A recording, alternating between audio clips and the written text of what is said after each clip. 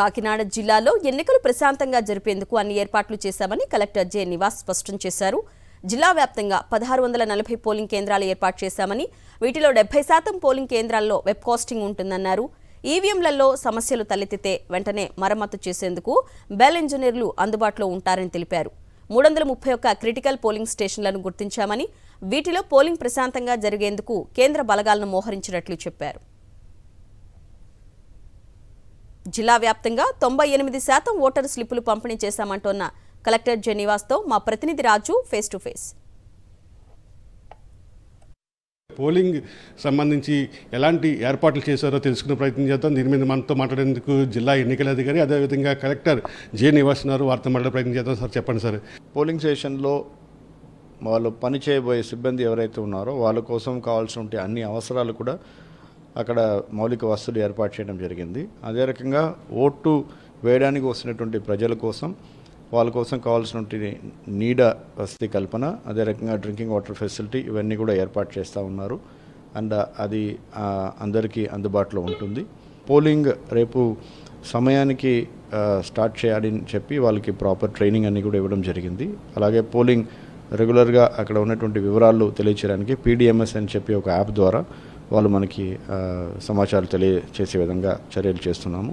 అలాగే కమ్యూనికేషన్ అనేది ఎటువంటి గ్యాప్ లేకుండా ఉండడానికి సెట్లు, ప్రతి ఒక్క సెక్టర్ ఆఫీసర్స్కి సెట్లు ఇవ్వడం జరిగింది. ఎక్కడైనా ఈవీఎంలో ఏమైనా ప్రాబ్లం వస్తే సెక్టర్ ఆఫీసర్స్కి దగ్గర రిజర్వ్ ఈవీఎంస్ కూడా పెట్టడం జరిగింది. వాళ్ళు ఇమీడియట్గా మారుస్తారు. సో అన్ని రకాల ఏర్పాట్లు చేశాము. రేపు పొద్దున్న 7 గంటలకి సజావుగా పోలింగ్ స్టార్ట్ అవుతుందని చెప్పి మేము అనుకుంటున్నాము. Right sir. మొత్తం మీద 1640లో వెబ్ కాస్టింగ్ ఎన్ని చోట్ల పెట్టారు? ముఖ్యంగా ఈవీఎంలు ఏమైనా మొరాయిస్తే దాన్ని రీప్లేస్ చేయడం కానీ మరమ్మతు చేయడానికి కానీ ఎలాంటి ఏర్పాట్లు సిద్ధం చేస్తున్నారు సార్? అంటే ఇప్పుడు మనకి ఏంటంటే 159 సెక్టర్ ఆఫీసర్స్ ఉన్నారు. అదే రకంగా 1640 పోలింగ్ స్టేషన్స్లో 1159 పోలింగ్ స్టేషన్స్కి మనం వెబ్ కాస్టింగ్ చేస్తున్నాం. అండ్ అదే రకంగా చాలా కీలకమైనటువంటి క్రిటికల్ పోలింగ్ స్టేషన్స్ అని ఉన్నాయి, ఒక 331. దాంట్లో మైక్రో అబ్జర్వర్స్ మనం పెడుతున్నాం అన్నమాట. ఓటింగ్ శాతం పెంచడానికి ఎలాంటి మనం చర్యలు తీసుకున్నాము?